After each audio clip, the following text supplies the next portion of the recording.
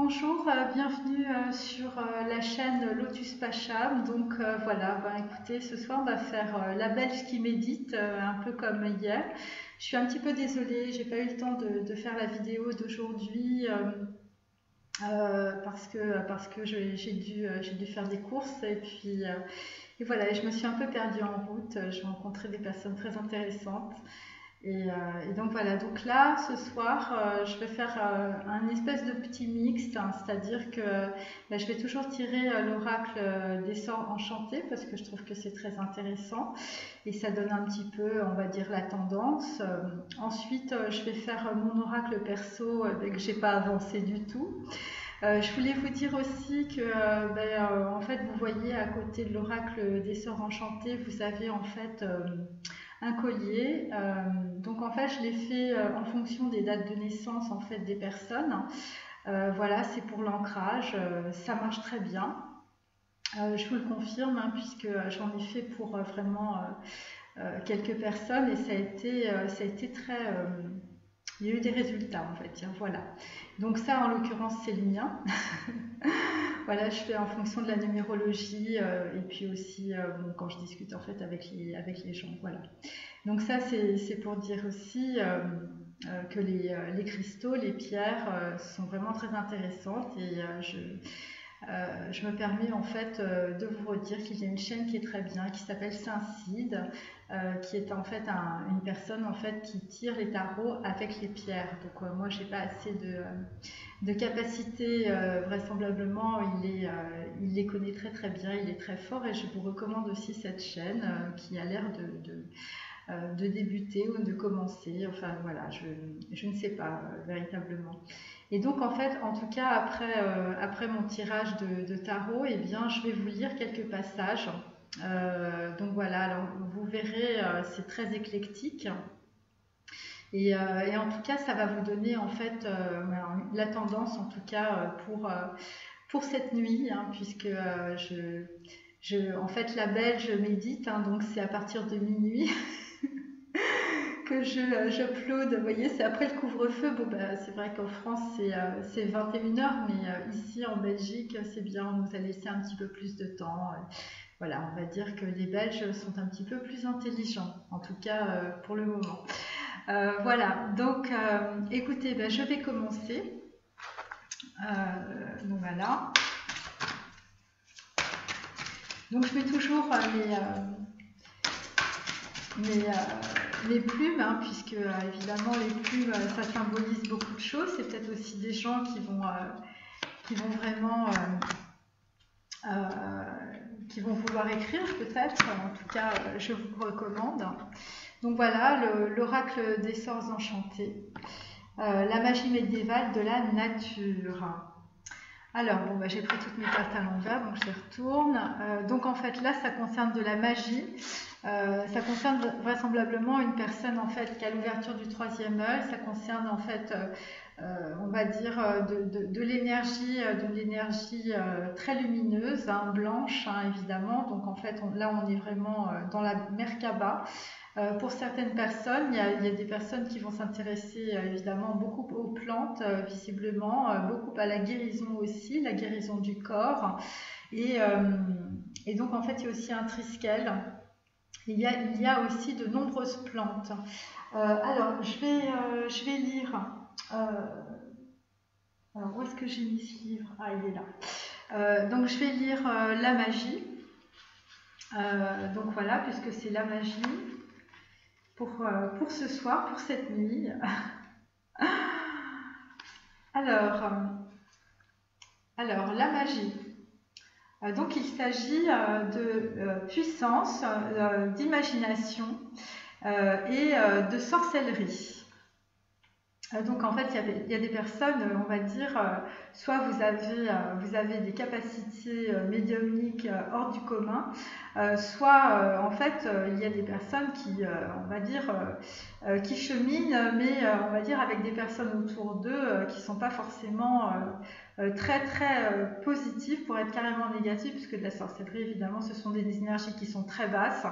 Et donc en fait, eh bien, c'est souvent pour entraver les personnes et c'est souvent aussi pour leur empêcher, pour les empêcher en fait de voir la vérité et la réalité. Hein. Il y a des personnes qui sont vraiment dans une grande obscurité, en tout cas aujourd'hui. Donc il s'agit du sureau. Hein. Alors le latin c'est Sambucus nigra. Le sureau est l'une des plantes médicinales les plus utilisées dans les remèdes médiévaux car ses fleurs et ses feuilles ont des vertus anti-inflammatoires, antibactériennes et antioxydantes. En fermentant les fleurs avec de l'eau, du jus de citron et de la levure, on obtient le délicieux et bien connu vin de sureau. Les propriétés magiques du sureau, quant à elles, se prêtent au sort pour invoquer la prospérité, la santé et la protection. La prêtresse de la magie accomplit des enchantements sous une roue botanique composée de certains des plus puissants arbres celtiques sacrés. Il s'agit du sureau, du frêne, du lierre, du chêne et du saule. Elle tient des baies, des feuilles et des fleurs de sureau prêtes à les employer dans la pratique de son art. À ses côtés figure le symbole de la triple déesse, un triskel représentant la jeune fille, la mère et la sage-femme, ou la femme sage, comme l'on veut. Quand apparaît cette carte de la magie, c'est qu'il est temps d'assumer votre pouvoir. Cette carte vient vous rappeler que vous êtes un être spirituel qui vit une expérience physique et que vous pouvez absolument influencer le cours de votre vie. Les maîtres mots de cette carte sont la confiance en soi, le talent et la création. Cette prêtresse a une grande force de manifestation. Elle est capable de créer ce dont elle a besoin dans sa vie par l'union du cœur, de l'esprit et de la puissance divine de l'union. La prêtresse de la magie a un pied dans le monde physique et un pied dans le monde spirituel. Tel un pont entre le ciel et la terre, il y a des similitudes entre cette carte et l'archétype du magicien dans le tarot. La prêtresse de l'opulent, attendez, je ne me trompe pas, parce que là les cartes, les lettres, voilà, pardon, excusez-moi. Donc en fait, potion de sureau, les fruits et les fleurs de sureau sont bien connus pour leurs propriétés régénératives. Apportez un peu de magie à votre vie avec cette puissante potion. Pour les plus de 18 ans, qui met à profit la belle essence du sureau.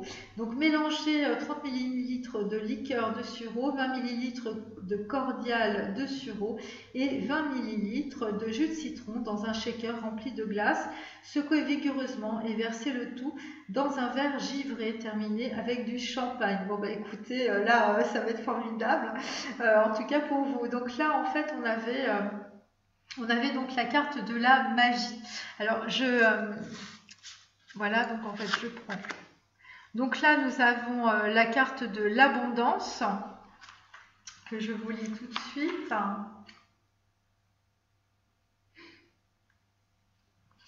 Donc la carte de l'abondance. Donc en fait il s'agit de la richesse. Alors je vous montre, il y a quand même des gens qui ont l'ouverture visiblement du troisième œil.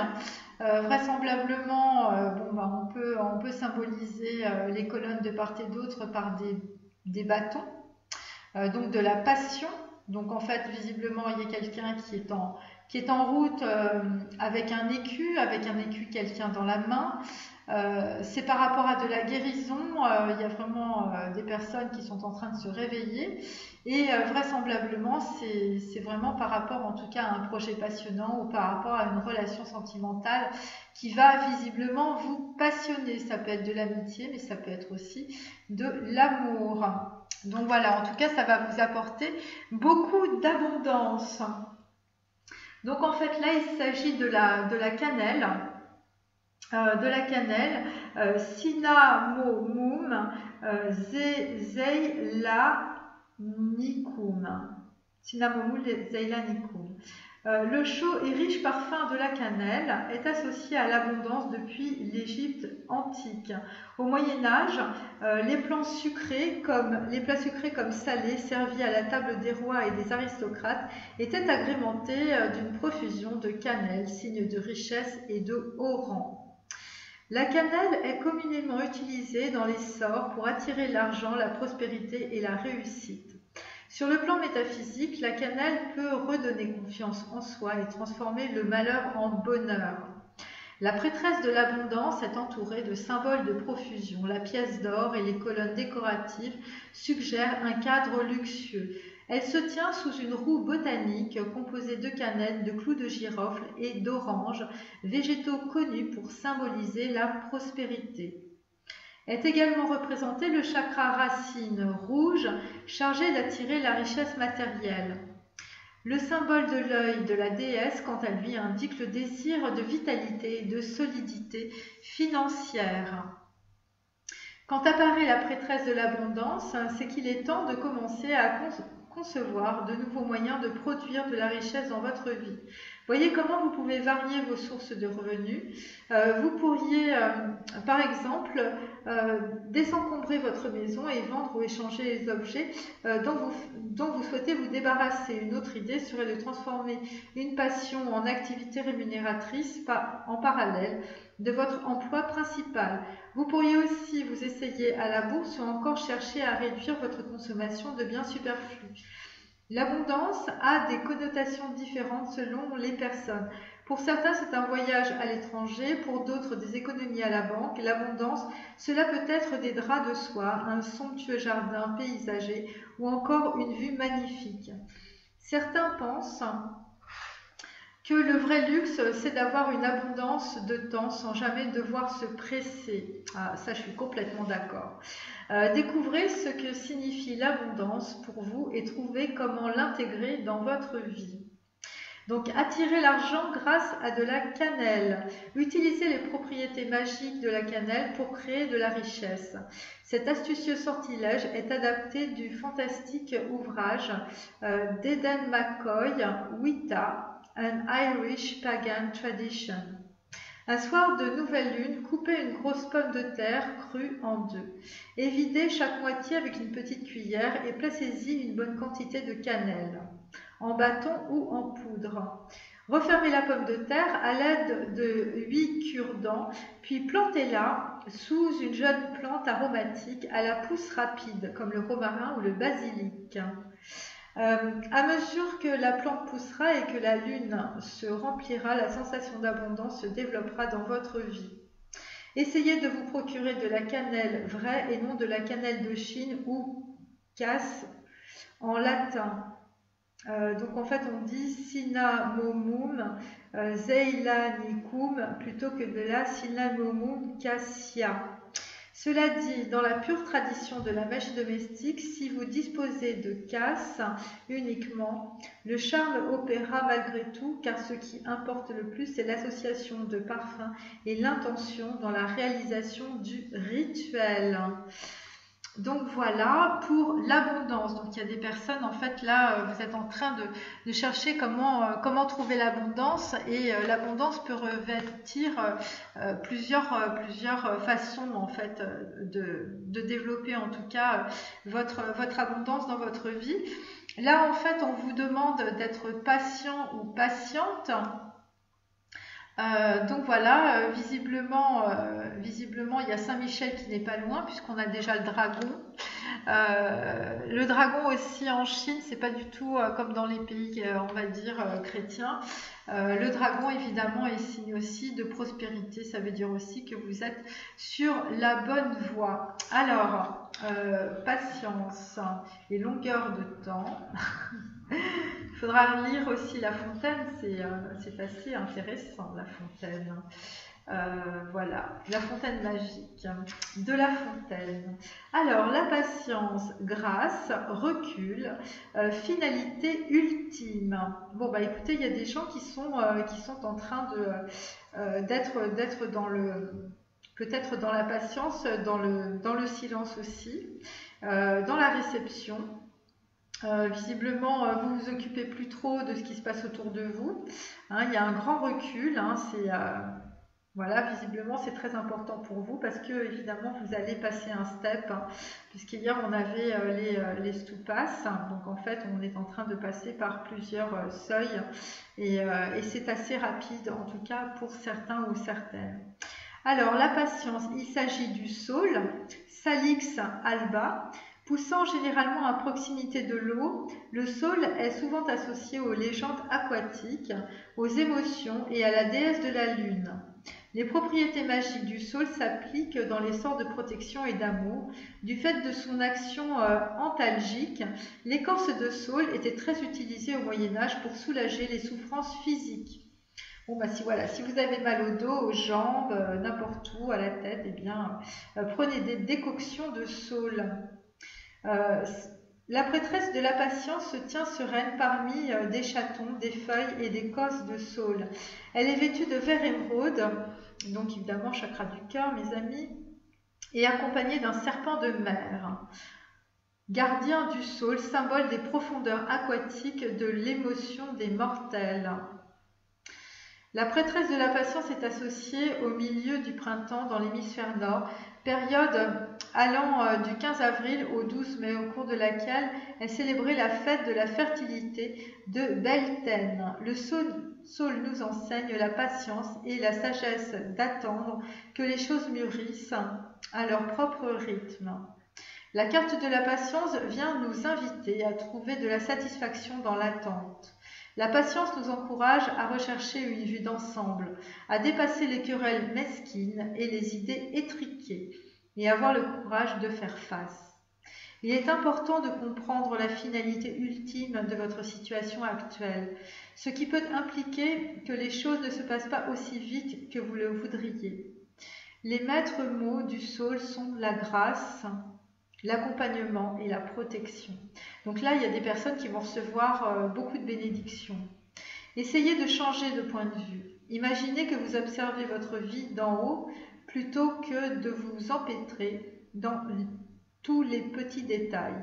Cela vous permettra de prendre le recul dont vous avez tant besoin. Alors là, il y a un sortilège, tissage du saule. Ce sortilège méditatif peut mettre votre patience à l'épreuve. Une nuit de pleine lune, prenez 2 fines brindilles de saule et placez-les en croix.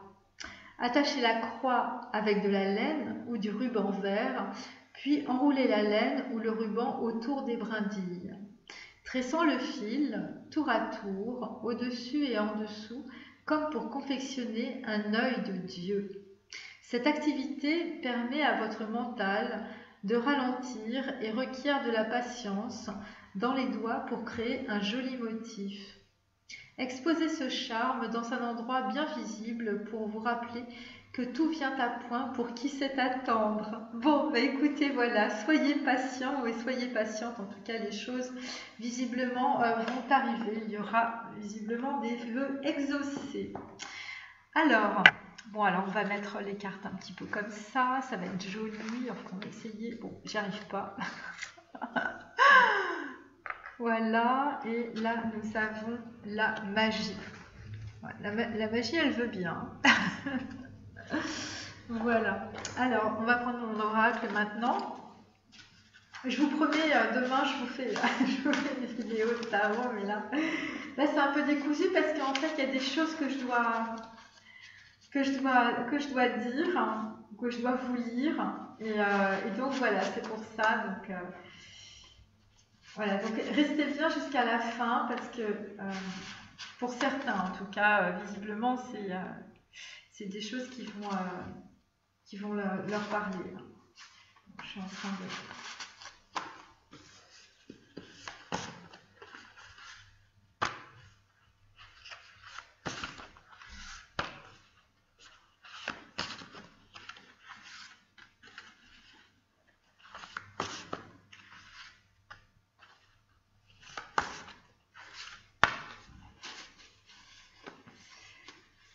Alors là, nous avons donc en fait la roue du temple solaire de Konarak, hein, c'est situé en Inde. Donc en fait, ça concerne eh bien, une personne en tout cas qui est en réception, visiblement par rapport à une fleur de lotus à 8 pétales.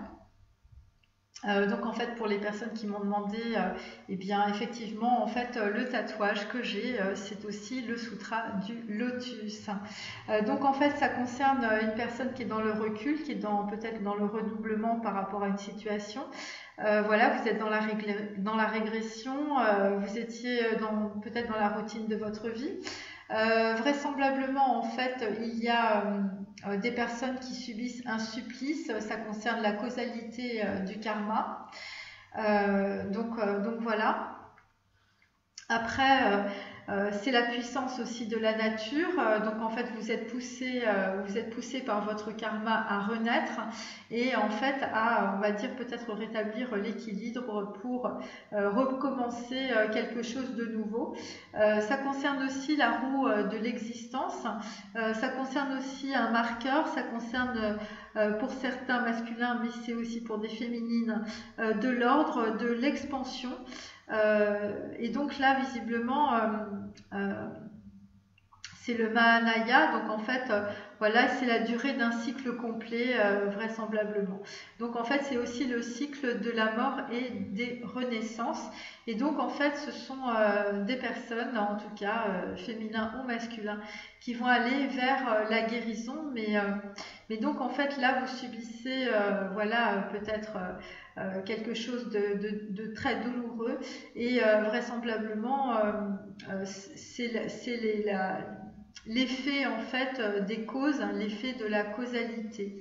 C'est aussi le chakra numéro 3, le chakra du plexus solaire. Non, pardon, n'importe quoi, le chakra sacré puisque c'est orange. Pardon. Donc là, en fait, par rapport au chakra sacré, il y a une très grande transformation. Donc ça concerne aussi des relations entre des masculins et des féminines. Donc voilà, donc là, je vais mettre ça ici. Voilà, et on va commencer. Alors là, en fait, ça concerne les ancêtres Wangina. Donc voilà. Donc ça concerne évidemment tout ce qui est culture amérindienne, tout ce qui est culture chamanique aussi. Il s'agit d'âmes enfuies et d'une présence latente. Donc vraisemblablement, on va dire qu'il y a beaucoup de personnes qui étaient dans la fuite. Et là, en fait, vous êtes en réception par rapport à quelque chose, par rapport à une présence qui est là. Ça concerne en fait vraisemblablement votre identité. Ça concerne aussi de la méditation occulte, ça concerne des résonances somatiques, hein, donc vous avez peut-être mal au dos, vous avez mal aux jambes, vraisemblablement vous êtes en réception, vous êtes en canalisation. Pour justement avancer et prendre conscience de certains talents. Alors ça concerne les plumes ou la plume, hein, évidemment, puisqu'on l'a avec ce que je vous ai, voilà, ce que j'ai ramassé, et surtout on l'a sur ma carte. Hein. Ça concerne des personnes qui peuvent avoir, on va dire, des talents de chaman, des talents d'énergéticien, on va dire, ou d'énergéticienne. Ça concerne aussi, voilà, ça concerne des maîtresses des saisons. Ça concerne le gardien de l'âme. Et ça concerne une personne qui va donner une caution psychologique à quelqu'un. Ça concerne un sachet d'herbe et vraisemblablement ça laisse les traces de la filiation. Donc par rapport peut-être à on va dire des plantes aromatiques, des plantes médicinales, hein, voilà. Eh bien, vraisemblablement, vous tenez cela de vos ancêtres. En tout cas, visiblement, voilà, c'est une trace de filiation. Alors, il y a des personnes par rapport à un sachet d'herbe, eh bien, vous êtes dans la douleur, vous êtes dans le supplice. Et donc, visiblement, cette douleur, peut-être ça peut être une douleur d'âme, vous a séparé du monde des esprits, ou vous sépare du monde des esprits et vous sépare peut-être aussi de vos ancêtres. Enfin, il y a quelque chose à régler avec les ancêtres. Bon, et bien écoutez, c'est pas drôle pour ce soir parce que là, c'est la carte du suicide. Donc, ça concerne un sentiment obsédant. Un amant fatal qui essaye de séduire voilà, en prenant un gros risque, hein, visiblement, dans un geste de suicide. Ça concerne l'enfer de la divine comédie. Donc on va dire qu'il y a quelqu'un qui s'est énormément trompé ou que l'on a énormément trompé. Ça concerne aussi un acte d'audace passionné, ça concerne une personne qui est dans le désespoir, ça concerne une personne qui est humiliée et rongée aussi par le remords. Ça concerne en fait une affaire privée et dévastatrice pour les survivants. Donc en fait il y a une personne qui va agir de façon digne dans l'honneur et en fait aussi peut-être dans la solitude et en fait c'est un défi. Donc voilà, écoutez, ouvrez l'œil des personnes qui sont autour de vous visiblement. Donc en fait c'est une personne qui pouvait paraître invincible à tous, invincible sur les champs de bataille. Le héros Ajax se donne la mort, donc on peut dire que c'est une personne assez jeune. Voilà, Ajax, il avait à peu près une vingtaine d'années, entre 20 et 23, 22 ans. Enfin bon, bref, voilà, Voilà, bon bah écoutez, voilà, il y a une personne autour de vous, vraisemblablement, qui est jeune, pas plus de 25 ans, et visiblement, ça se passe pas bien du tout. Donc voilà, il faut savoir ouvrir l'œil pour les personnes qui m'écoutent. Voilà, alors si c'est une femme ou un homme, je ne peux pas vous le dire. Alors là, on a la carte à l'envers, évidemment, c'est les vapeurs aromatiques. Donc en fait là, bon bah il y a une personne qui n'arrive pas à sortir parce que la carte était à l'envers, hein, n'est-ce pas? Donc vraisemblablement on va utiliser des plantes mais de la mauvaise manière. Ça concerne en fait des gens qui sont malades, des gens qui sont en train qui sont dans le sommeil ou en tout cas qui sont complètement endormis, qui se sont perdus peut-être aussi. Ça concerne en tout cas la sexualité. Il y a une personne, je vous dis, j'ai toujours une histoire d'antidote et de ciguë, hein. La ciguë c'est Socrate, donc voilà, la ciguë c'est Socrate à qui on a demandé de boire la ciguë pour se suicider, donc ça revient. Donc là visiblement il y a quelqu'un qui va utiliser des plantes, mais pas du tout pour se soigner ou pour guérir, puisque la carte est à l'envers. Ça concerne une offrande du soir, donc ça se passe le soir. Ça concerne une union, une désunion, on veut dire, au niveau matériel par rapport à quelqu'un d'autre. Donc voilà, ça correspond à une charge karmique qui est très importante, c'est quelqu'un qui voit plus clair.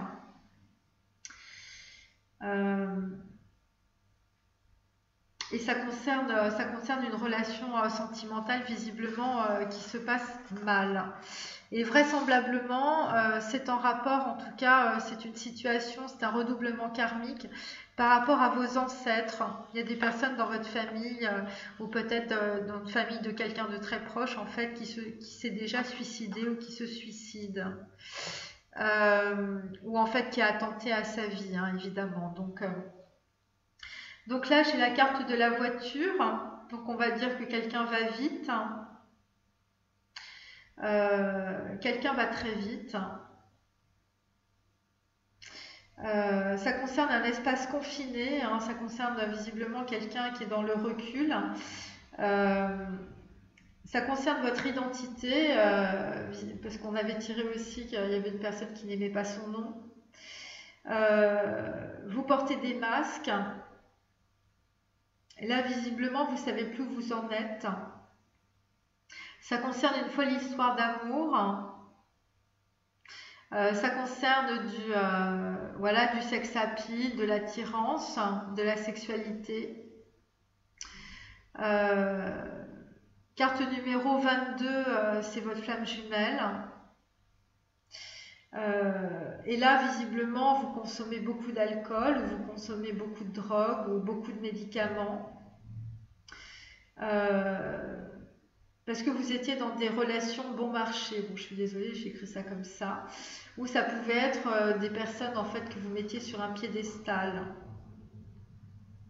Et donc, il y a des personnes qui ont enchaîné les relations sentimentales. Et là, visiblement, il y a une histoire avec une voiture. Voilà. Et en fait, là, vous êtes bloqué dans une voiture, visiblement.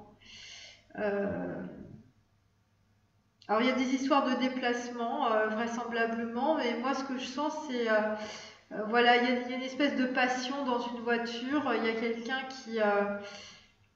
qui se rend compte en fait qu'il a une flamme jumelle quand il prend sa voiture, par exemple. Vous voyez, ce genre de choses. Mais ce qui m'ennuie un peu, si vous voulez, c'est l'histoire du suicide à côté. Vous voyez, c'est-à-dire qu'il y a peut-être quelqu'un qui va rouler très vite ou qui va prendre des vapeurs aromatiques, hein, ça peut être de la drogue tout simplement, et qui va rouler très vite. Bon, voilà.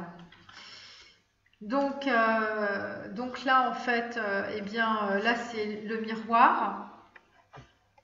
Donc, vraisemblablement, par rapport à un déplacement ou par rapport à quelque chose qui va se passer dans une voiture.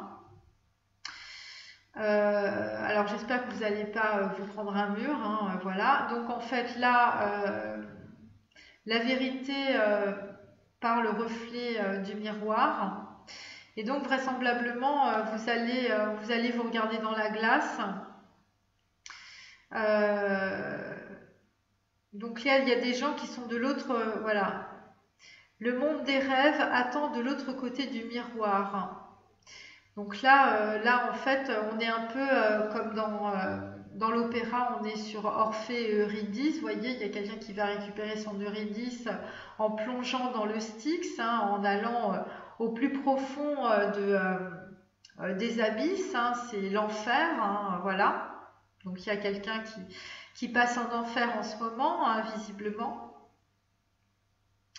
Ça peut aussi concerner des personnes qui peuvent être bloquées dans une voiture, mais ça peut être aussi une chaise roulante, vous voyez, ou voilà, où vous êtes bloqué dans une situation, parce que ce que je sens, c'est des personnes qui ne peuvent pas se mouvoir, vous voyez, on est sur un espace confiné.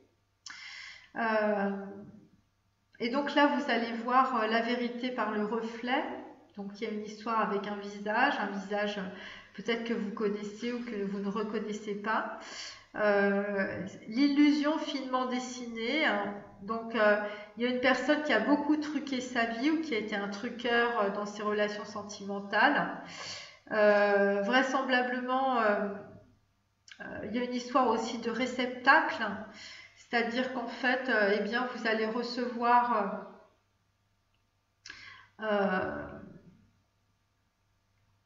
recevoir quelque chose, hein, visiblement, vous allez recevoir une information, vous allez vous étonner. Face au miroir, nous est-il donné de voir? Donc l'inconscient reflète l'inconnu. Donc ça concerne en fait visiblement une personne qui pour vous est une inconnue, ou quelqu'un que vous n'avez pas vu, que vous n'avez pas compris en fait. Donc là, vous allez vous étonner, vous allez vous émerveiller. Vous êtes en train de discerner visiblement l'âme. Bon, la 22, c'est une flamme jumelle ou une âme sœur. Vous êtes en train de discerner peut-être votre âme aussi, de discerner l'amour que vous avez pour quelqu'un. Vous êtes en train d'apprendre les trois parties du monde. Vous êtes... voilà, alors ça concerne l'abondance, ça concerne de la musique, ça concerne de la joie, ça concerne l'harmonie, et ça concerne aussi la déesse Hathor. Donc Hathor, je crois qu'elle avait des cornes de taureau, je crois, mais je n'en suis pas certaine, hein, il faudra vérifier. Donc voilà, donc en fait, il y a quelqu'un qui regarde la vérité en face par rapport à un déplacement ou par rapport à une voiture. Vous regardez la vérité en face aussi par rapport à un suicide ou quelqu'un qui a envie de se suicider ou quelqu'un qui est dans le désespoir. Voyons, soyons positifs. Et vraisemblablement, vous êtes dans une situation de désespoir aussi par rapport à une relation passionnée ou passionnelle. Vous avez vraisemblablement une fascination. Ça concerne aussi le chakra racine. Donc en fait, il y a des gens qui ont des problèmes peut-être au niveau du chakra racine, et ça va les aider vraisemblablement à voir la vérité telle qu'elle est, à voir quelqu'un dans le miroir. Ça peut être l'autre que vous allez voir dans le miroir qui est en fait le reflet de vous-même. Et pour d'autres, vous allez avoir peut-être un accident ou une situation très difficile à vivre, et ça va vous mettre en contact directement avec vos ancêtres ou avec des personnes, je veux dire, qui sont énergéticiens, ou qui utilisent en fait les vapeurs aromatiques type encens. Voilà, mais vu que les vapeurs aromatiques elles sont à l'envers, je vous dis là, c'est de la maladie, hein, c'est pas de la guérison. Donc là, on retombe avec le chakra du cœur, hein, bon, c'est une carte verte. On est sur le zéro indien.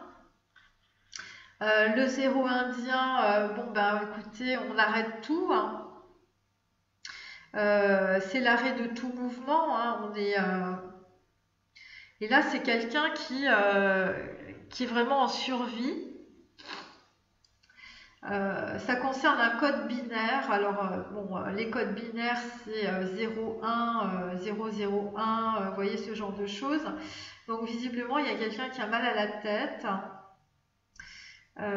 Ça concerne un mythe philosophique qui va révéler aussi un génie. Donc, en fait, il y a quelqu'un... il y a un déplacement où il y a quelqu'un qui se déplace. Visiblement, ça se passe pas très bien. Il y a une vérité qui va être révélée suite à ce déplacement. Bon, je vous dis, il y a la carte du suicide, c'est pas drôle. Donc voilà, ouvrez l'œil autour de vous, hein, voilà. Et ça concerne le substrat, ça concerne en tout cas un vide, visiblement.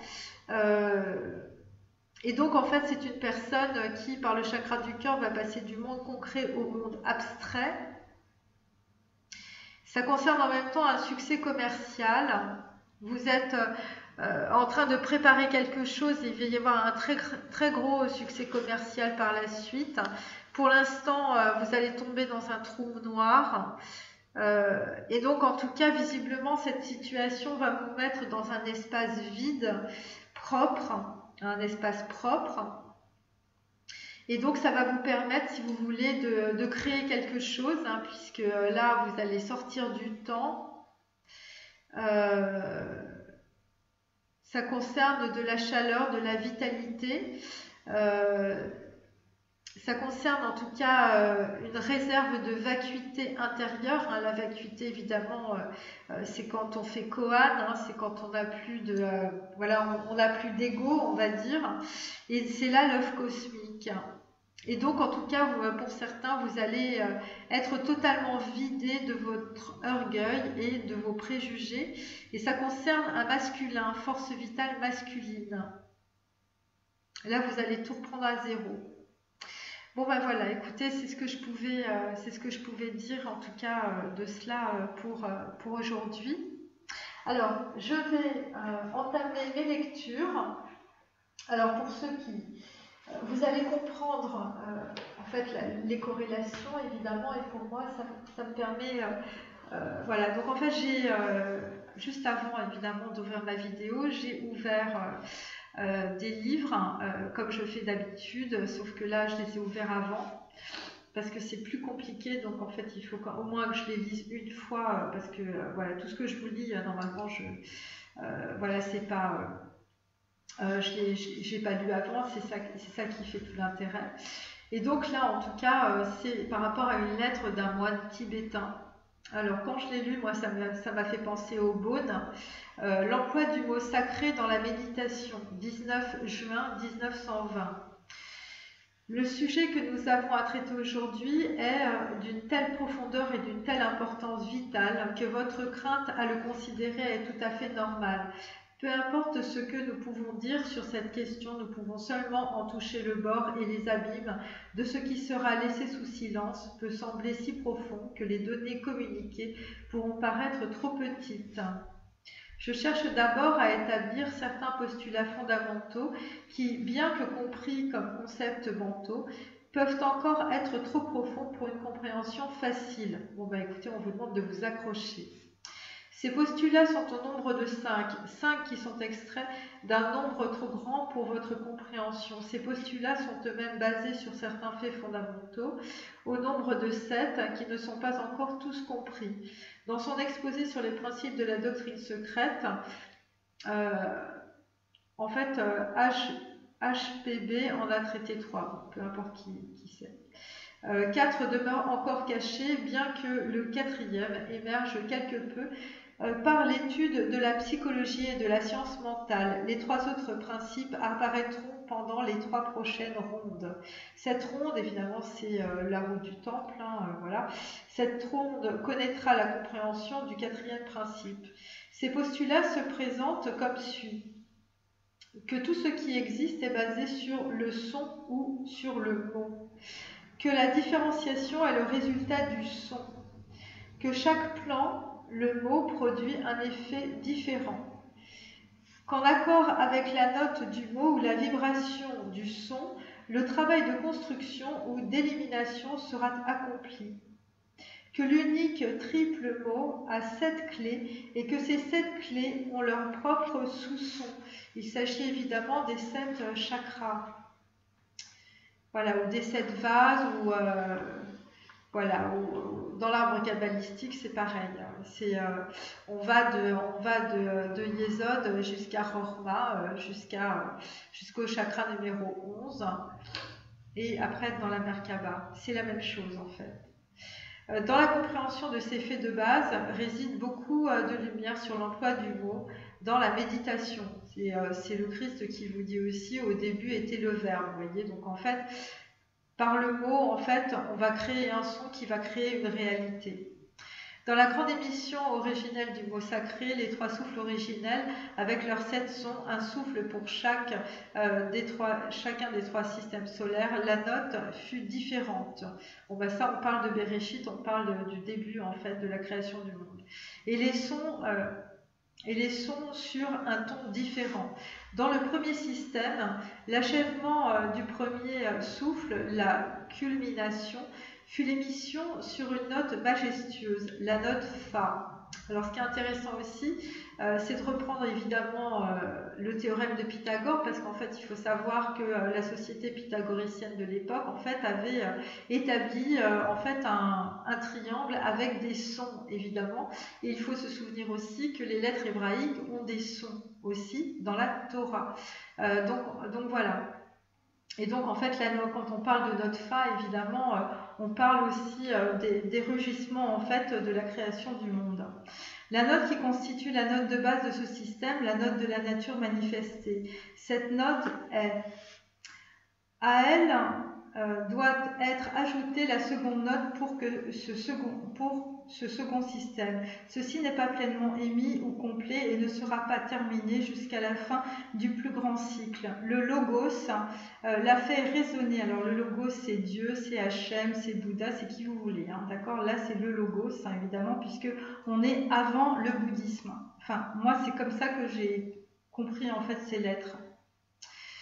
Ces lettres sur la méditation. Donc le logos l'a fait résonner maintenant et s'il cessait de continuer à émettre, tout le système disparaîtrait dans une complète obscuration. Cela marquerait la fin de la manifestation. Donc en fait, c'est quand on passe de l'ombre à la lumière, de la lumière à l'ombre, voyez, ou si vous préférez du Christ au diable. Enfin voilà, on est sur la bipolarité, on est sur le noir et sur le blanc, voilà. Et c'est exactement ça en fait, et c'est le boson de Higgs en fait avec les photons et avec en fait la brisure de symétrie. Je sais pas si vous vous en souvenez en fait quand j'avais parlé en fait du boson de Higgs. Donc le logos l'a fait résonner maintenant et s'il cessait de continuer à émettre, tout le système disparaîtrait dans une complète obscuration. Cela marquerait la fin de la manifestation. Dans le second système, le système actuel, la note clé ne peut être divulguée. C'est un des secrets de la 6e initiation qui ne peut être révélé. Dans le troisième système, la troisième note finale sera ajoutée aux notes du premier et du second système. Donc en fait, on voit bien que c'est une question de musique, c'est une question de son, c'est une question d'onde. Et qu'obtiendriez-vous alors? Vous aurez la tierce majeure de la personnalité logoïque dans sa perfection. Donc en fait, c'est ce qu'a fait Nassim Haramein dans l'univers unifié, en fait, lorsqu'il a décrit en fait la perception en fait holographique de l'univers. En fait, c'est des ondes, et c'est des ondes en fait sur 3 dimensions. Comme le théorème de Pythagore, en fait, on est bien sur évidemment 3 angles. Et donc, en fait, le triangle de Pythagore, en fait, on peut le retrouver aussi dans les chakras. Voilà. Et en fait, les chakras, ils fonctionnent sur 4 temps. Voilà. Et c'est ce qui permet en fait à la lumière de traverser les chakras. Alors, il nous a été dit que le logo solaire sur les plans cosmiques travaille au problème du mental cosmique, qu'il fonctionne dans son système solaire physique, qu'il est polarisé dans son astral cosmique ou corps émotionnel, donc là on repart sur les chakras, et développe le mental cosmique. Ainsi, sur les plans du système solaire, en est-il comme avec le microcosme? Donc en fait, le microcosme et le macrocosme, en fait, c'est des projections qui sont totalement identiques.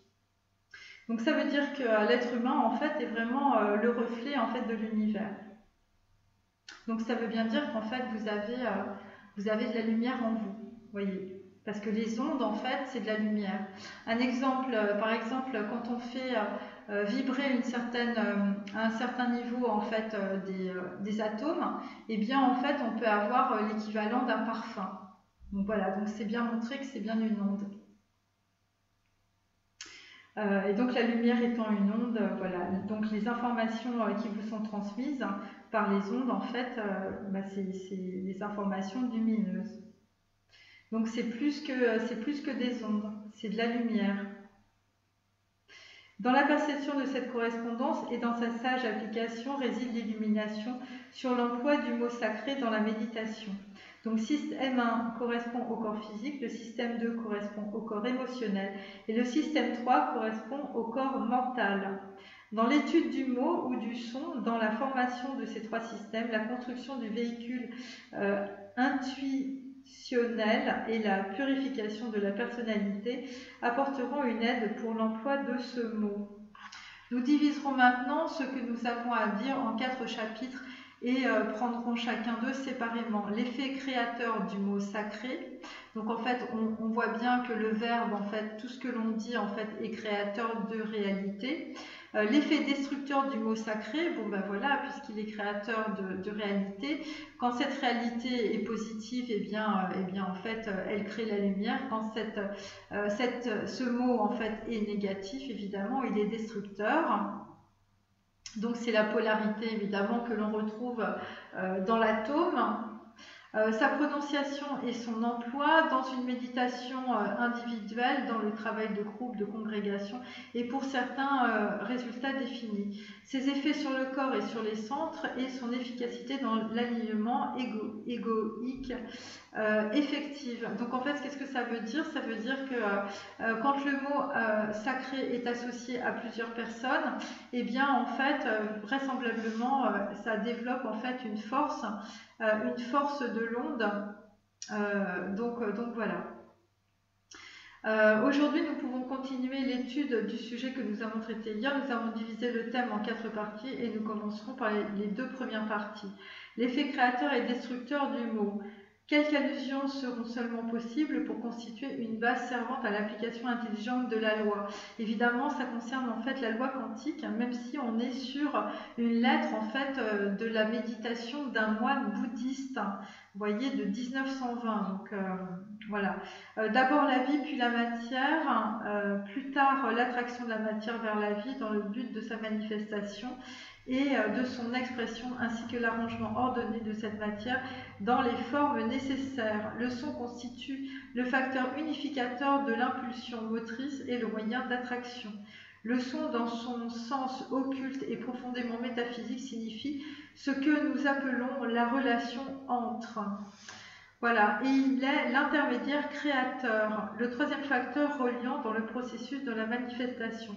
C'est l'akasha. Alors c'est intéressant évidemment puisque on comprend de cette manière-là, évidemment, l'akasha c'est un peu le prana chez les Indiens, c'est les mémoires akashiques.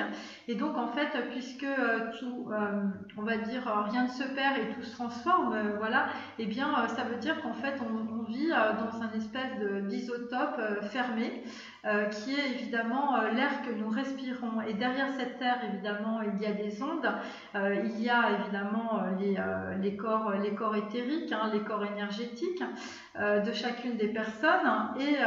Et donc en fait, ce que vous faites, c'est que vous respirez le prana, vous respirez l'air, donc vous respirez de la lumière. Donc fondamentalement, eh bien, puisque rien ne se perd et tout se transforme, vous respirez aussi vos ancêtres, vous voyez. Voilà, et donc en fait c'est pour ça qu'il faut avoir la glande pituitaire et la glande pinéale, on va dire bien nettoyée, hein, c'est-à-dire qu'il ne faut pas aller au McDo parce qu'évidemment vous encrassez votre liquide céphalorachidien et donc en fait vous ne pouvez pas recevoir évidemment ces ondes évidemment qui sont là pour vous, soit vous soigner, soit vous maintenir en bonne forme, vous voyez. Voilà, donc sur les plans supérieurs, c'est l'agent de la grande entité qui régit la loi cosmique de gravitation dans une relation avec notre système solaire. Donc voilà, donc en fait, la glande pituitaire et la glande pinéale, c'est votre antenne, et c'est comme ça en fait que vous recevez l'énergie cosmique. Tandis que sur les plans inférieurs, il se manifeste comme la lumière astrale, le grand agent de réflexion qui fixe et perpétue au sein vibratoire le passé, le présent et le futur, ou ce que nous appelons le temps. Donc en fait, c'est comme ça, c'est par les vibrations, c'est par ces ondes-là en fait qu'on crée en fait notre réalité en 3D. Donc voilà, bon, je tiens à signaler quand même que c'est une lettre de méditation d'un moine tibétain qui a été écrite en 1920. Vous voyez, donc je veux dire, le CEA n'a rien inventé. Donc en relation directe avec le véhicule inférieur, il se manifeste comme électricité, prana et fluide magnétique. Une simplification de l'idée peut vous venir peut-être dans la reconnaissance du son en tant qu'agent intermédiaire de la loi d'attraction et de répulsion. Alors pour les personnes qui écoutent des vidéos sur la loi d'attraction sur internet, vous comprenez bien, rien qu'en lisant ce paragraphe, que la loi d'attraction, c'est pas de penser à votre hôte pour qu'il arrive, vous voyez. Ça n'a strictement rien à voir. La loi d'attraction, évidemment, c'est la reconnexion à vous-même, et là, à ce moment-là, vous allez pouvoir vous purifier déjà de votre karma, hein, purifier aussi on va dire des mémoires akashiques, et éventuellement après de développer en fait, on va dire votre contrat d'âme, vous voyez. Donc en faisant résonner le mot sacré dans sa septuple perfection pour ce système solaire, le logos recueillit par l'inspiration la matière nécessaire pour sa manifestation et donna dans le premier grand souffle le signal de l'évolution de cette matière. Le second grand souffle se produisit la différenciation et l'imprégnation du second aspect logoïque. Au troisième grand souffle, je vous dis c'est l'équivalent de Bereshit dans la Torah, on est au début du monde, hein, voilà. Le troisième grand souffle, l'aspect activité fut démontré, la matière fut imprégnée de cette faculté et la quintuple évolution devient alors possible. Au quatrième grand souffle répandirent certains êtres de la hiérarchie et les grands constructeurs virent le plan plus clairement. Il y a une connexion définie entre le quatrième souffle et la quatrième hiérarchie créatrice, celle des esprits humains. Cette quatrième note du logos renferme une signification spéciale pour l'esprit humain et un effet unique sur cette terre pendant ce quatrième cycle. Cette relativité est telle qu'il est difficile pour vous de réaliser l'effet de quelque manière que ce soit. Cela se manifeste pour autant que vous puissiez le saisir dans la note harmonique du quatrième plan et rayon. Donc en fait, il s'agit du quatrième rayon et évidemment, c'est le rayon du chakra du cœur. Hein, c'est un rayon vert. Cette note pénètre, alors ça peut être aussi Raphaël, vous voyez, enfin, si on adapte. Cette note pénètre les peuples du monde du temps présent et de toujours depuis la quatrième race racine. Elle apparaît dans l'effort de l'humanité pour atteindre l'idéal d'harmonie et de paix et dans l'aspiration du monde entier vers cette direction. Ce quatrième souffle est particulièrement applicable à l'évolution humaine. Vous avez donc le premier sous-ton du triple mot produisant la première note vibratoire et donnant le départ du mouvement des sphères solaires ou atomiques. Il incorpore la volonté. Donc en fait c'est le cœur, en fait le chakra du cœur qui incorpore la volonté. Donc voilà, c'est le chakra du cœur, c'est en fait le siège du gouvernement. C'est pour ça qu'hier j'ai tiré le trône. Voilà. Le deuxième sous-ton du triple mot, instillant le second aspect et appelant le régisseur cosmique du rayon synthétique en manifestation. Donc là, on est dans la manifestation et il indique la dualité ou reflet de l'amour. Et c'est pour ça que tout à l'heure, en fait, j'ai tiré le miroir. Et le troisième sous-ton du triple mot, rendant possible notre quintuple évolution, c'est la note fondamentale des 5 plans inférieurs. Il indique l'activité ou l'adaptabilité. Le quatrième sous-ton du triple mot est le son de la hiérarchie humaine dans son ensemble et pourrait être appelé le cri de l'homme. Donc, écoutez, vu qu'on avait eu aussi Edward Munch, il est possible qu'un homme va crier, visiblement, crier peut-être sa souffrance ou crier de douleur. Chacun de ces sons appela directement en manifestation un rayon avec tout ce qu'il comprend. Donc en fait, il y a des personnes qui vont aller vers leur guérison aussi intérieure. Chaque son étant la note dominante d'un plan s'exprime particulièrement sur ce plan. Le quatrième grand souffle a en lui-même un effet particulier car dans sa répercussion, il tient la clé de toute chose. Il est le souffle de feu. Alors c'est intéressant parce que j'avais tiré la carte Roma 6 et donc en fait on est bien sur de la purification visiblement par le feu. Voilà, ou quelque chose de chaud, hein, visiblement. Il créa une vibration similaire à celle du niveau mental cosmique. Il est étroitement uni avec le premier souffle, il est la note dominante. Évidemment, le souffle du feu, c'est aussi le chakra de la racine que l'on a là sous forme, évidemment, bon, moi j'ai la carte du suicide, ça peut être la carte de l'accident, bon ben voilà. Je vous dis, j'ai un tarot qui est assez difficile, mais en fait, voilà, c'est comme ça. Le reflet de cette méthode peut être perçu dans le microcosme quand l'ego fait résonner la note égoïque dans les trois mondes et se prépare à se manifester ou à venir en incarnation. La note attire autour des atomes permanents ou noyaux la matière adéquate au but de la manifestation. Donc là, on sent que dans la matière, il va y avoir quelque chose qui va se manifester. Ça concerne l'ego, visiblement, l'ego d'un masculin. Et en tout cas, visiblement, cette matière est elle-même pénétrée par quelque entité vitale. De même, les seigneurs cosmiques du feu, les grandes entités pénétrantes du système solaire répondirent quand ce cinquième sous-ton résonna, et encore les seigneurs de la flamme dans le système solaire même répondirent quand le microcosme fit résonner le cinquième sous-ton de la note monadique et s'incorporent eux-mêmes dans l'évolution humaine. Le sixième grand souffle attire à lui les seigneurs du mystérieux pentacle, les essences volatiles du plan émotionnel. Vous voyez, on parle bien de parfum, voilà les essences volatiles.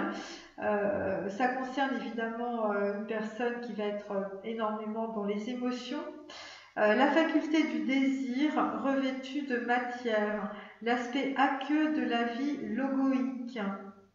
Donc en fait, l'aspect aqueux pour ce moine, ça concerne évidemment, on va dire, un émotionnel qui n'est pas contenu.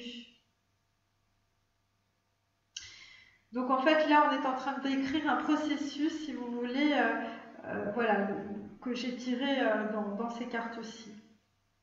À la résonance du septième sous-ton revient la cristallisation et la conformité absolue à la loi d'approche. Donc je vous dis, c'est la loi quantique.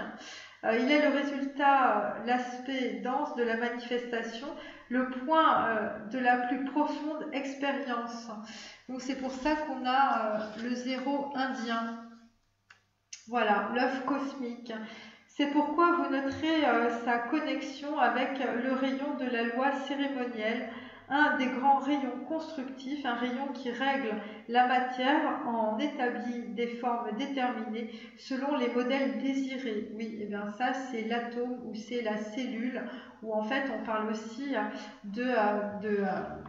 voilà, de zéro. C'est pour ça qu'on a trouvé le zéro évidemment, puisque ça venait des Baudes, hein, ça venait du Tibet, c'était avant les moines bouddhistes. Voilà. Voilà, bah, écoutez, j'arrête sur l'être, sur la méditation. Là, je vais prendre autre chose.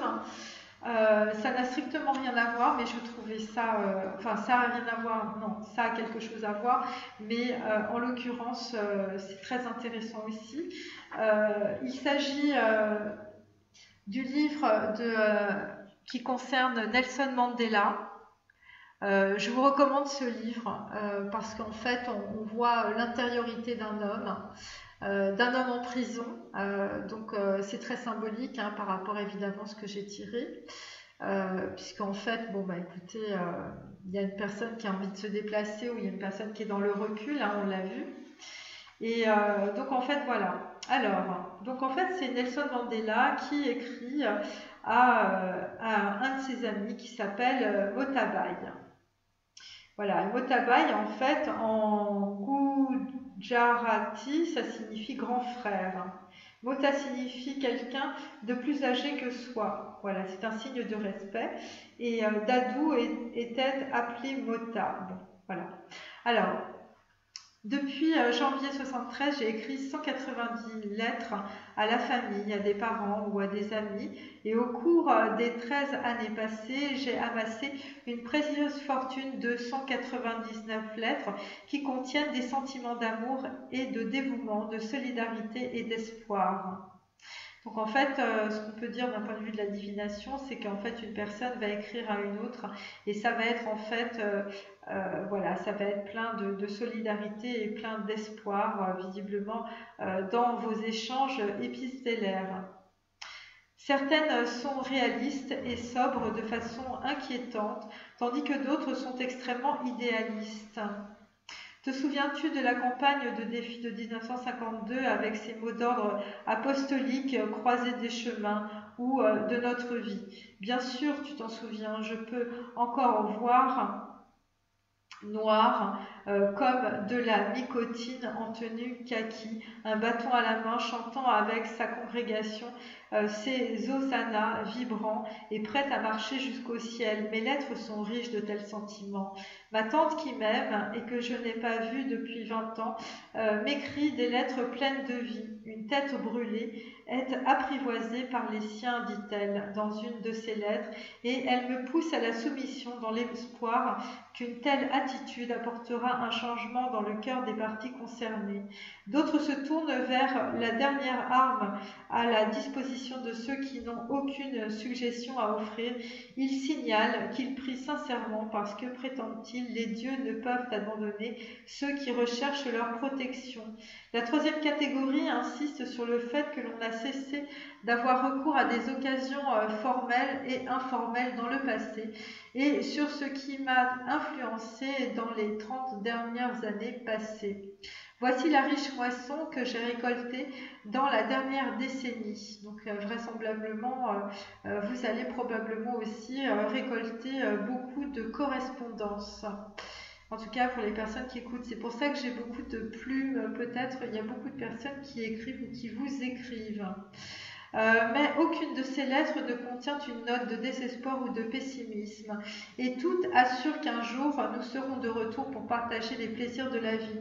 Chacune d'elles est un puissant tonique qui maintient mon sang limpide et ma tête claire. Chaque lettre qui arrive me rend plus fort et plus confiant que la veille. C'est essentiellement pour cette raison que les samedis sont si importants pour moi. C'est ce jour-là qu'on nous distribue notre courrier. En général, presque tous les regards sont fixés sur la porte principale de la section et des fonctionnaires qui la portent sont pendant un moment aussi populaires que des stars de cinéma. Quand ils apparaissent, ceux qui d'ordinaire sont lourdeaux ou se déplacent comme des ponts très assurés deviennent brusquement alertes et prêts à foncer pour voir s'il y a quelque chose pour eux. Des sourires éclairaient aussitôt les visages des chanceux et certains murmurent même une chanson joyeuse. Les autres s'éloignent avec courage en espérant qu'ils auront plus de chance la prochaine fois. Donc ça concerne évidemment l'univers carcéral. Si Matla, Reggie, Adi, Barbara savaient cela, ils auraient répondu à mes lettres depuis longtemps. Ruth a-t-elle reçu les siennes? Un important pourcentage des courriers que j'envoie consiste en lettres de condoléances. Il est possible que la mort ait toujours été aussi commune qu'elle l'est à cette distance et qu'autrefois la pression du travail m'ait laissé peu de temps pour réfléchir à ces questions. Il est possible aussi que les circonstances actuelles fassent que la mort me semble bien plus tragique qu'avant mon séjour en prison. Il est sûr que la perte de certains membres de la famille et autres parents m'a touchée très violemment. J'ai aussi été bouleversée par la mort d'amis.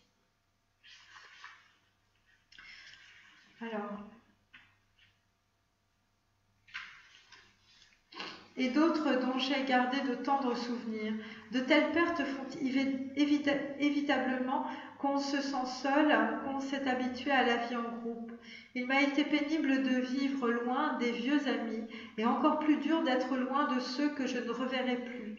Dans une lettre que je lui ai envoyée aujourd'hui, je dis à Amina que je me souviens des jours mémorables depuis 1952. Bien sûr, je n'ai rien pour aiguillonner ma mémoire, des photos.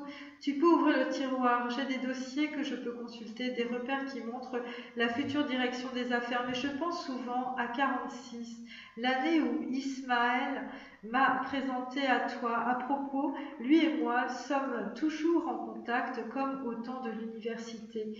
Fatima m'écrit régulièrement et elle est même venue me voir en 73. Je pense à 47, l'année des congrès du congrès médical dans lequel toi, Xuma et Monty étiez les figures dominantes. Est-ce que James s'en souvient encore? Je me rappelle le jour de 52 dans le cinéma de Broadway, quand vous avions fait à Dave et à toi des adieux bruyants et tout ce qui a suivi après. Tu connais très bien la suite. Je pense aux jours à venir, aux problèmes de mise au point et de quelle façon renouer les anciens fils. C'est surtout à cet égard que je n'ai jamais vraiment vécu sur l'île. Mes pensées ne cessent de voyager du nord au sud du pays ou me remémorant des endroits que j'ai visités. Ce Oxford Atlas, malgré son grand âge, il a été acheté en 63, est un de mes plus fidèles compagnons et j'ai fini par connaître le monde et mon pays bien mieux que quand j'étais libre. Voilà,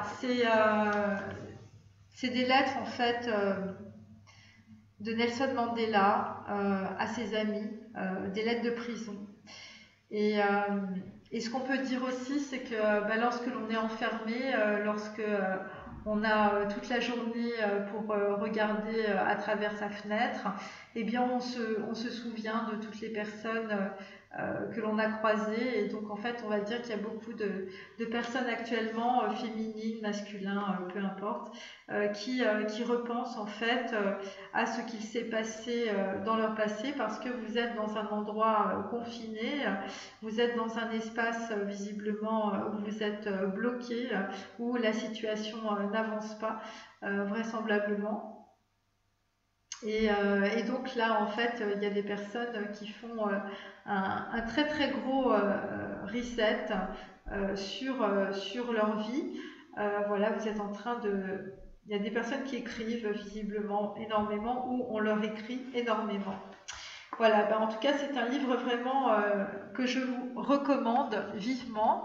On va finir sur un livre qui est très intéressant aussi. Donc Arun Gandhi, Le pouvoir de la colère, parce qu'évidemment il y a beaucoup de personnes en ce moment qui sont en colère. Et donc c'est le petit-fils du Mahatma Gandhi qui écrit les 11 leçons de vie de son grand-père. J'ai trouvé ça vachement touchant et c'est très intéressant. Je vais vous lire un passage. Connaissez-vous votre propre valeur? Le matérialisme et la morale sont inversement proportionnels. Quand l'un croit, l'autre décroît. Les personnes qui réussissent leur vie et qui gagnent beaucoup d'argent ont tout à fait le droit d'être fières de ce qu'elles ont accompli, mais si elles pensent que la taille de leur compte en banque permet de mesurer leur valeur, elles se trompent. C'est peut-être même l'inverse. Le matérialisme et la morale sont inversement proportionnels, pensait Bapuji. Quand l'un croit, l'autre décroît. Donc Bapuji, c'est la façon dont il parlait de son grand-père, le Mahatma Gandhi. Il ne pensait pas qu'il était immoral de gagner de l'argent ou qu'il y avait quoi que ce fût d'honorable dans le fait d'être pauvre. Il désapprouvait seulement l'attention portée aux biens matériels quand elle se fait à l'exclusion de tout le reste. Si l'argent a le moindre sens pour vous, alors travaillez dur et gagnez-en beaucoup. Mais n'oubliez pas qu'il y a une autre étape après cela. Certains de mes enfants et petits-enfants ont repris la cause familiale de la non-violence et de l'aide aux personnes qui en ont besoin. Notre famille se compose désormais d'activistes et de professionnels de toutes sortes et je suis fière de chacun d'eux. Mon petit-fils qui vit en Inde est avocat. Il s'est spécialisé dans le sauvetage des filles victimes de trafic d'êtres humains. Ma petite-fille se sert du vidéojournalisme pour faire connaître des organisations qui font du bon travail dans les villages indiens et dans l'ombre. J'ai un petit-fils aux États-Unis qui est un docteur attentionné et très travailleur et je suis tout aussi admiratif d'un autre de mes petits-fils qui est directeur général d'une entreprise d'investissement très connue à Los Angeles. Il gagne des sommes d'argent dont je n'oserais même pas rêver. Mais il montre aussi des signes de grande charité. On voit bien qu'il comprend ses obligations à l'écart du monde dans lequel il vit. Alors, vous voyez dans ce passage, ce qui est quand même assez intéressant, c'est qu'évidemment, les gens qui produisent, on va dire, de l'argent, eh bien, ne sont pas tous, en tout cas, des gens qui ne pensent pas, évidemment, qui ne sont pas humains, bien au contraire. il n'y a pas que des Rockefeller qui essayent de faire des plans pourris, voilà, ou des Bill Gates. Il y a aussi des gens qui se cachent, hein, des gens on a du mal à... Voilà, on ne sait pas trop qui c'est, mais voilà, c'est des gens qui sont très discrets. Mais en tout cas, ils font des choses, en tout cas, pour le plus grand nombre.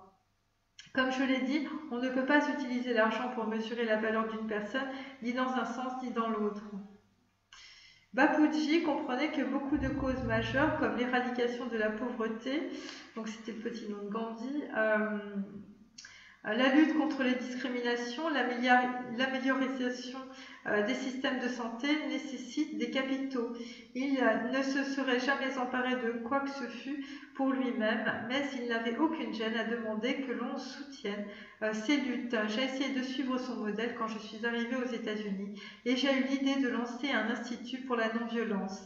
Avec mon épouse Sunanda, donc voilà, nous en avons longuement discuté et plus nous imaginions les ateliers, les séminaires et les conférences que nous pourrions y proposer, plus l'enthousiasme montait en nous.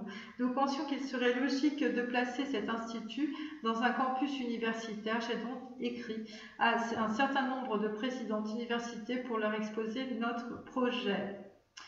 Bon, aucun n'a répondu. Bon, bah, évidemment, les universitaires...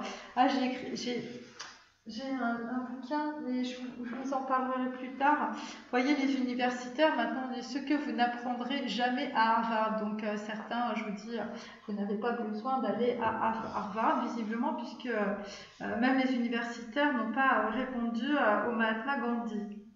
Je veux dire, à son petit-fils par rapport, en fait, à une organisation. Donc voilà, après bon, bah, il explique évidemment que il y a une personne, voilà, ça s'est très bien passé et donc voilà.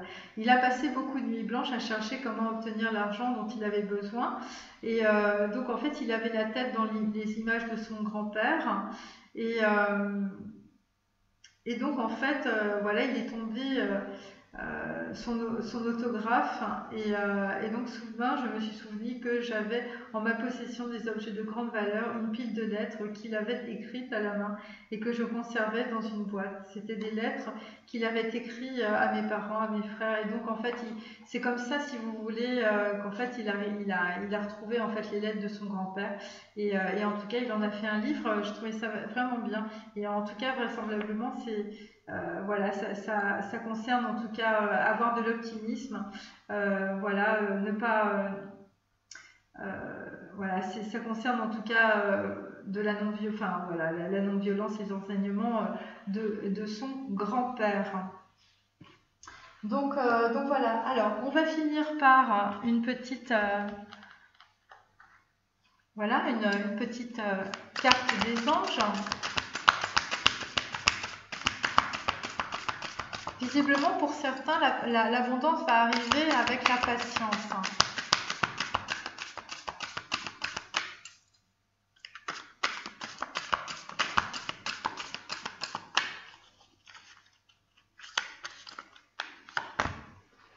Alors, il s'agit de la carte numéro 14. Alors, je dois vous dire qu'aujourd'hui, vraisemblablement, eh bien, 14, c'était vraiment l'énergie du jour. J'en ai vu partout des 14. Donc, en fait, on va faire la carte. Donc, 14, c'est intéressant. Donc là, en fait, on est sur un vert pâle, sur un jaune. On est entre le cœur et on est entre... voilà, le jaune, on est sur des gens qui vont avancer, mais vu qu'on est sur le bleu quand même, ça concerne quand même à la fois le chakra du cœur et le chakra de la gorge. Vraisemblablement, il y a aussi le chakra de la racine qui était assez sollicité en tout cas aujourd'hui, et le chakra numéro 8, le chakra violet. Donc en fait, ce qu'on peut dire... il y a une personne aujourd'hui qui a capitulé, puisqu'en fait, Mébaël, c'est la capitulation. Donc en fait, il protège les innocents et libère les opprimés. Donc en fait, on est bien sur des personnes qui étaient emprisonnées, mentalement ou peut-être psychologiquement ou peut-être tout simplement physiquement. Vous êtes peut-être aussi emprisonné dans votre corps. Il fait régner la justice et renaître la pureté. Notre fortune sera protégée contre ceux qui veulent s'en emparer injustement. Donc ça concerne en tout cas des gens visiblement qui ont de l'argent et donc en fait vous avez des personnes autour de vous qui veulent s'emparer de votre argent ou de vos biens. Nous faisons la synthèse de notre passé et réglons nos dettes. Donc ça concerne la roue du temple, ça concerne la roue du karma. Nous retrouvons les valeurs morales et le bon sens. Donc en fait, il y a des personnes vraisemblablement qui vont voilà, qui vont peut-être arrêter, on va dire, d'être dans la décadence et qui vont retrouver le fil aussi de leurs pensées. Nous arrivons à choisir librement, en dépit des contraintes. Il fait jaillir la vérité et nous intéresse à la loi et à la jurisprudence. Donc en fait, pour sortir pour certains de situations inextricables, il y a des personnes, je vous dis, ils sont dans un espace confiné, ils veulent se déplacer. Vous avez des personnes autour de vous qui vous calomnient, qui vont donner des faux témoignages ou qui ont donné des faux témoignages. Ça concerne aussi les liens avec le passé se dramatisent. Donc là, vous êtes passé dans quelque chose de dramatique, vraisemblablement. Donc voilà, donc ça peut être des personnes qui sont très très proches de vous, peut-être un membre de votre famille, et là il y a une situation dramatique qui arrive, donc en fait ouvrez l'œil, notamment par rapport à des jeunes garçons ou des jeunes filles entre 20 et 25 ans.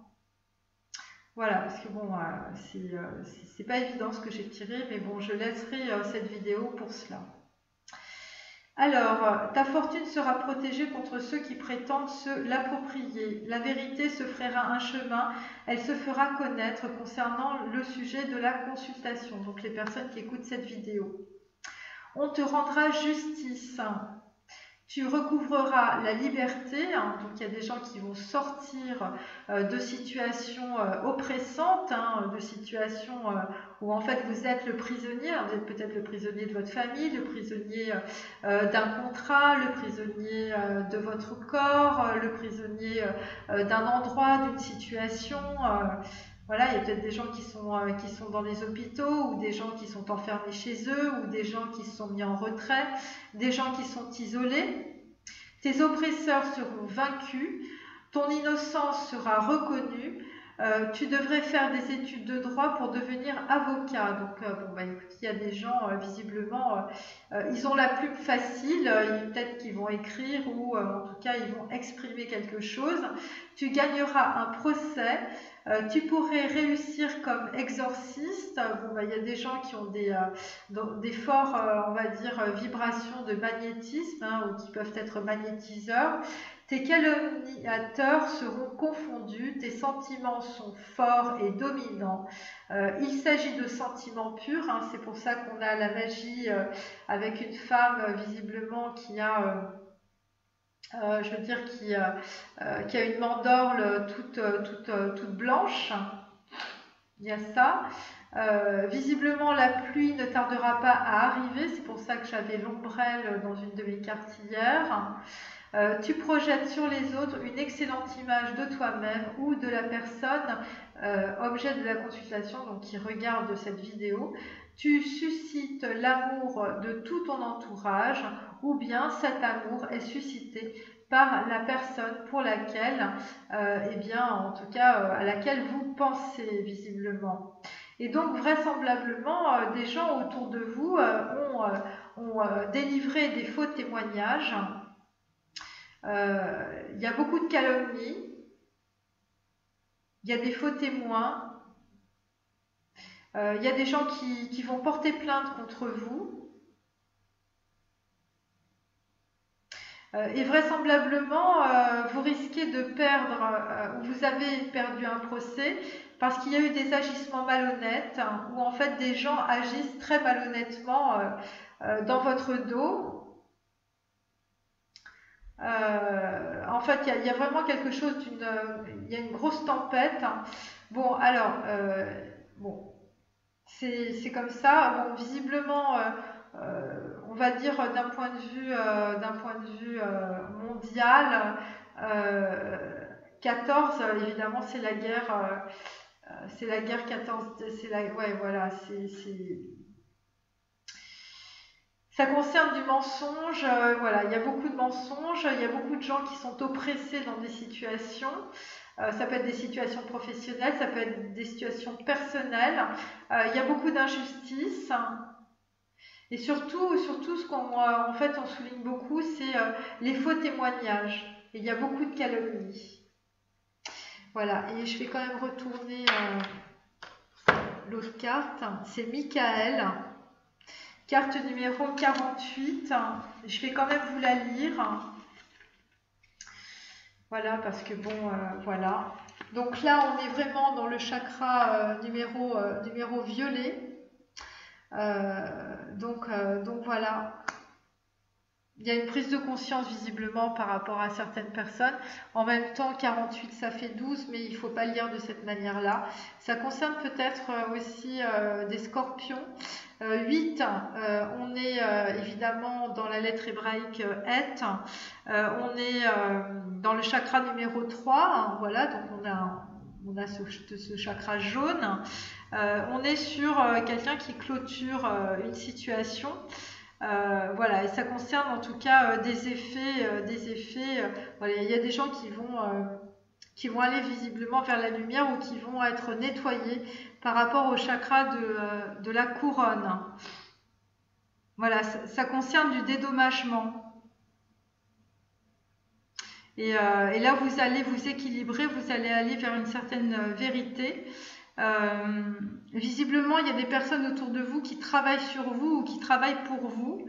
Ça concerne en fait des magnétiseurs, ça concerne des psychologues. Voilà, vous êtes en train de recevoir des conseils ou peut-être directement vous faites des rêves. Hein, tout simplement, vous êtes en train de visiblement récupérer des choses positives parce qu'il y avait beaucoup de déséquilibre dans votre vie. Et vous passez une porte et là, vous avez une très très grande prise de conscience qui va se passer. C'est pour ça que 48 ça fait 12, on est dans le pendu et donc en fait eh bien vous êtes en pleine introspection visiblement, vous ne pouvez pas bouger dans la matière mais d'un point de vue de l'imagination, d'un point de vue du chakra de la couronne, eh bien vous êtes en pleine prise de conscience. Alors donc là 48 hein, donc en fait réalisation de grandes œuvres, fécondité, pouvoir d'engendrement ou pouvoir de gestation, succès dans toutes les entreprises, personne fidèle à son partenaire, bonne harmonie entre les conjoints. Si les relations ne sont pas bonnes, réconciliation. Ces désirs se changeront en réalité, donc voilà, vous ne serez plus comme on dit, dans la 3D, dans la 5D, enfin bon bref voilà. Vous êtes protégé par la providence.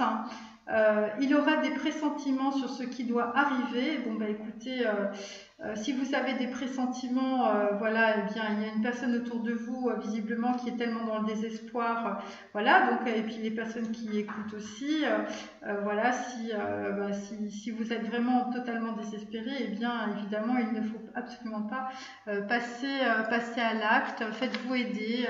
Il y a forcément quelqu'un, il y a forcément des gens autour de vous, hein, visiblement.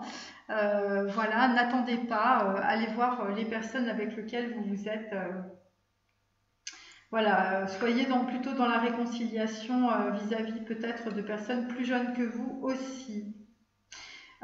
Ses désirs se changeront en réalité, il est protégé par la providence, il aura des pressentiments sur ce qui doit arriver. Vous pouvez obtenir le don de voyance, hein, il suffit de le demander. Visiblement, c'est ce qui va se passer avec Michael. Il y a des gens qui vont avoir le don de voyance, hein, vraisemblablement, peut-être par rapport à une personne plus jeune que vous. Tout sera plaisant dans sa vie. On peut obtenir le don de voyance, une vie remplie d'événements, de fêtes divers, tout le contraire d'une routine. Excellente vue, autant dans le sens réel que dans le sens figuré. Donc vous allez avoir l'ouverture du troisième œil. La question objet de la consultation se développera favorablement.